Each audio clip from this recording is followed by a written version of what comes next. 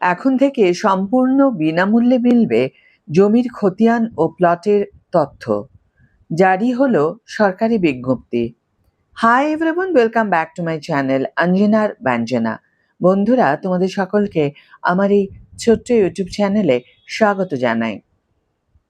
পশ্চিমবঙ্গ সরকারের ভূমি ও ভূমি সংস্কার এবং শরণার্থী ত্রাণ ও পুনর্বাসন দপ্তরের পক্ষ থেকে রাজ্যবাসীর জন্য একটি অত্যন্ত খুশির খবর এবং বড় ঘোষণা করা হয়েছে।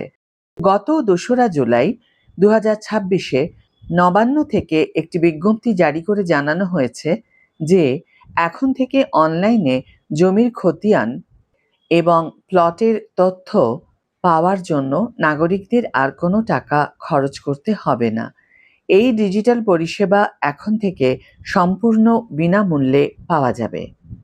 সরকারের পক্ষ থেকে জারি করা নোটিফিকেশন নাম্বার 200-budget (general)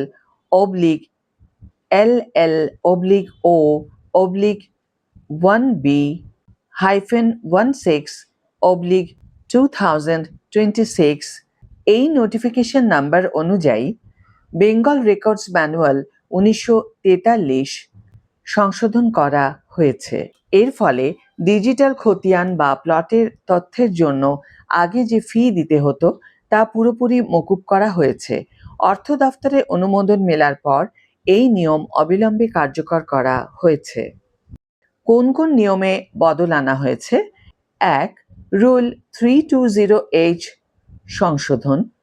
এই নিয়মের সংশোধনের মাধ্যমে জানানো হয়েছে যে কোনো আবেদনকারী যদি পশ্চিমবঙ্গ ভূমি সংস্কার আইন 1955-এর অধীনে অনলাইনে খতিয়ান বা নিজস্ব রেকর্ড অফ রাইটস বা ROR এর জন্য আবেদন করেন, তবে তা তিনি সম্পূর্ণ বিনামূল্যে ডিজিটাল ল্যান্ড রেকর্ড ডেটাবেস থেকে ডাউনলোড করতে পারবেন। 2. কোনো আবেদন বা অথেন্টিকেশন ফি লাগবে না।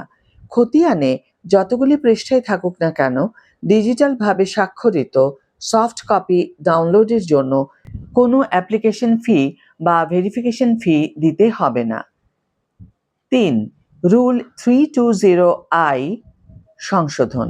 এই সংশোধনের মাধ্যমে স্পষ্ট হয়েছে যে কোনো ব্যক্তি ইলেকট্রনিক বা অনলাইনের মাধ্যমে জমির প্লটের তথ্য সম্পূর্ণ বিনামূল্যে বা কোনো ফি ছাড়াই সংগ্রহ করতে পারবেন। সরকারি বিজ্ঞপ্তিতে স্পষ্টভাবে জানিয়ে দেওয়া হয়েছে যে এই আর্থিক ছাড় শুধুমাত্র অনলাইনে ডিজিটাল বা সফট কপি ডাউনলোডের ক্ষেত্রেই প্রযোজ্য হবে।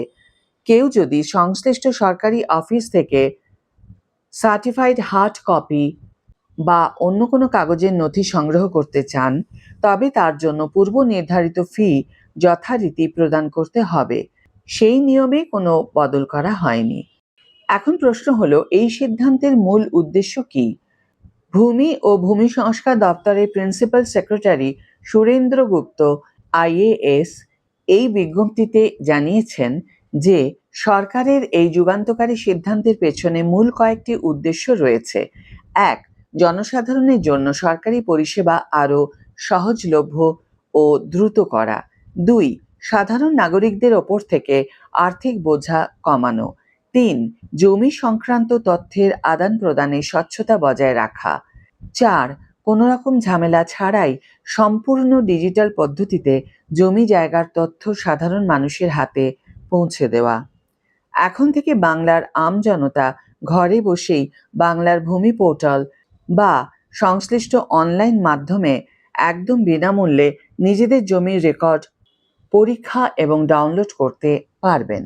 সরকারের এই জনকল্যাণমুখী পদক্ষেপের ফলে সাধারণ মানুষ দালাল রাজের হাত থেকে মুক্তি পাবেন এবং খুব সহজেই নিজেদের অধিকারের নথি সংগ্রহ করতে পারবেন। আজকের ভিডিও এখানেই শেষ করছি বন্ধুরা। ভিডিওটি যদি কার্যকর বলে মনে হয়ে থাকে তাহলে অবশ্যই একটি ছোট করে লাইক দিও, শেয়ার করো বন্ধুদের সাথে, কমেন্ট করে জানিও তোমাদের মতামত। যারা এখনো আমার চ্যানেলটিকে সাবস্ক্রাইব করোনি তারা অবশ্যই চ্যানেলটিকে সাবস্ক্রাইব করে আমার পাশে থেকো, আর যারা অলরেডি সাবস্ক্রাইব করে দিয়েছো তাদের জন্য আমার অনেক ভালোবাসা এবং অনেক ধন্যবাদ। আজ তাহলে বিদায় বন্ধু, দেখা হবে পরের ভিডিওতে ভালো থেকো, সুস্থ থেকো, সঙ্গে থেকো।